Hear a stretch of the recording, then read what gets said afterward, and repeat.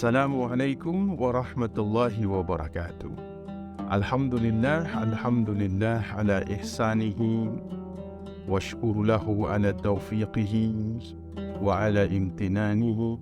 Ashhadu an la ilaha illallah ta'ziman li sya'nihi wa ashhadu anna Muhammadar Rasulullah ad-da'iyan ila ridwani. Allahumma salli ala sayyidina Muhammad wa ala alihi wa sahbihi ajma'in. Amma ba'du. Teman-teman sekalian, ya, alhamdulillah kita diberikan kesempatan untuk masuk di bulan Ramadan, ya. Diberikan kelapangan, diberikan keluasan, ya, diberikan kemudahan sehingga kita dipertemukan dengan Ramadan pada tahun ini. Ini adalah sebuah nikmat yang sangat luar biasa, ya. Sudah berapa kali kita masuk ke bulan Ramadan? Puluhan kali, ya, Masya Allah.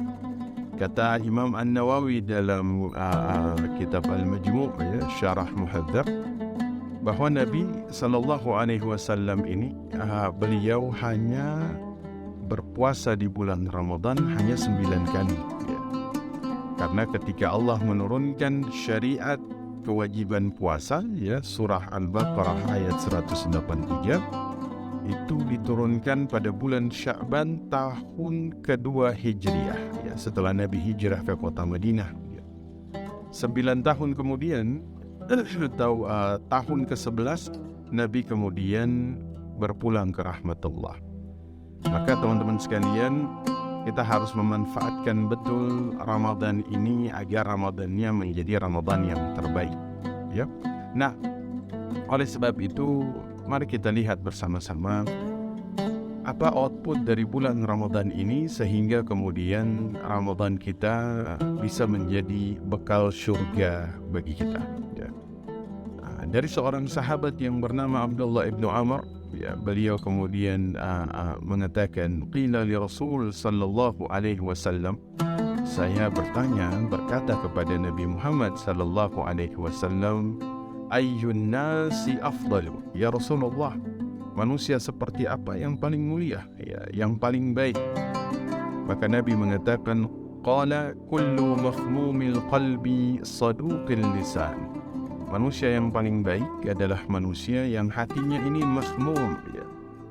Lisannya ini jujur, perkataannya ini benar, ya. Maka kemudian qalu saduqul lisani na'rifuhu ya Rasul, kalau saduqul lisan kami tahu itu ya Rasul.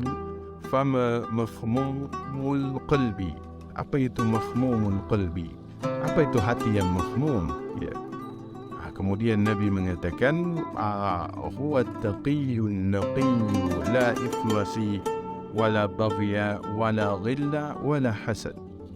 Hati yang makhmum itu hati yang di dalamnya itu ada ketakwaan, hati yang bersih, hati yang tidak ada dosa, hati yang tidak ada kezaliman, tidak ada kedengkian, dan tidak ada hasad di dalamnya. Subhanallah. Ternyata memang tidak bisa berkumpul dalam hati manusia takwa dan kebersihan hati, tidak bisa berkumpul dengan 4 perkara ini, ya. Dosa, kezaliman, kedengkian, dan hasad tidak akan bisa berkumpul bersama hati yang bertakwa dan hati yang bersih. Dan ternyata di sini kita menemukan bahwa kita terlalu membebani hati kita dengan 4 perkara tersebut, ya. Hati kita menjadi sempit, hati kita menjadi kalut, menjadi gelisah, menjadi sedih, ya. Oleh sebab itu maka madrasah Ramadan Allah turunkan agar kita itu bisa membersihkan 4 perkara ini, ya. Dan dengan kemudian dibersihkannya 4 perkara ini, kita kemudian akan menyisakan atau Allah turunkan ketakwaan hati dan kebersihan hati, ya. Oleh sebab itu maka Ramadan, ketika kemudian kita berhasil berpuasa dengan iman kita, man shama Ramadan imanan wa ihtisaban, ya, dengan harapan mendapat pahala yang besar, maka Allah Subhanahu wa taala akan membersihkan hati kita dari 4 perkara yang selama ini membebani hati kita, selama ini mengotori hati kita, sehingga hati kita menjadi lebih lapang, ya. Hati kita menjadi lebih luas, ya. Sehingga puasa kita menjadi sumber kebahagiaan, ya, bahkan mencapai hati yang mahmum, ya, mencapai hati yang kemudian bisa mengantarkan syurga yang nanti kemudian akan kita nikmati kelak. Nabi sallallahu alaihi wasallam kemudian mengatakan hurima 'alan nar, ya, diharamkan atas api neraka kulli hayyin layyin qaribi minan nas, ya, diharamkan atau terlindungi dari neraka seseorang yang memudahkan, lemah lembut dan akrab dengan sesama manusia, ya. Seseorang yang tidak ada hasad, tidak ada dengki, tidak ada kezaliman. Maka teman-teman sekalian, marilah kemudian kita bersihkan hati kita di bulan Ramadan ini dari perkara-perkara yang kemudian membuat hati kita menjadi sempit, membuat hati kita menjadi gelisah, membuat hati kita menjadi terbebani.